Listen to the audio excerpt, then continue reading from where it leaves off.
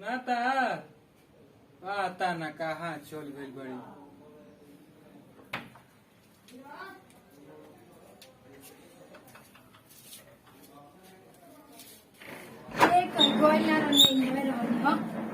का बोली कुछ बनल बा?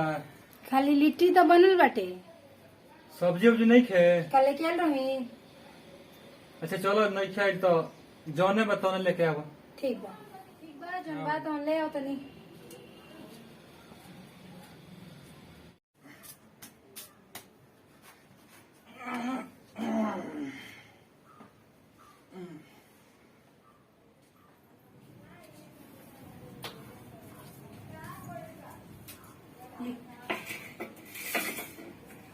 बताओ घरवा में सब्जी नहीं खे तो नूनो मरचा नहीं खे?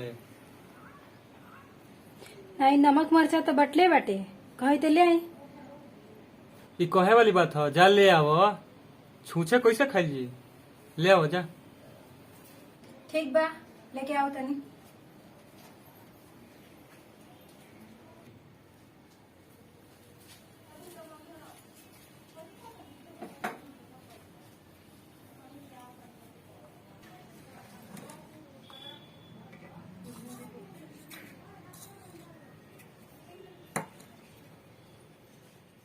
का माई घर में ये खाए के मिलल ह और कुछ ना रहल ह? जो लेब तो नहीं रही। भगवान की है मर्जी बा, चला बढ़िए बा। नसीब में जौन होखेला तौने मिलेला।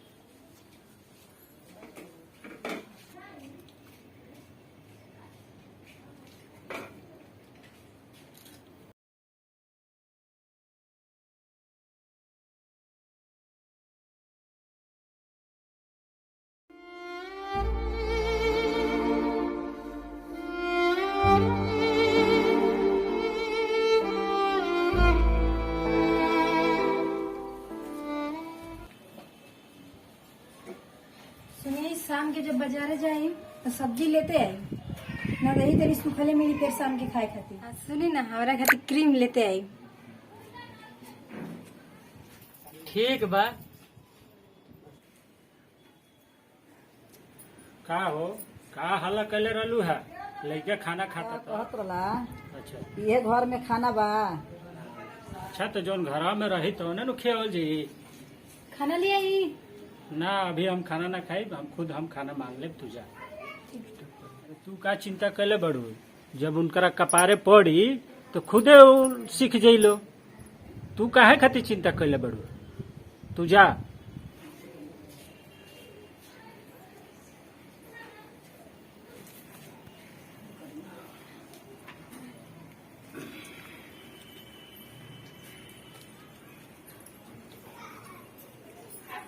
क्या कहिए घड़ी के तो घर घर के है कहानी बा। केकरा के कहल जाओ के साँच बा। इहे ए घड़ी का जमाना बा। केहू के ए घड़ी दोषो दिहल बेकारे बा।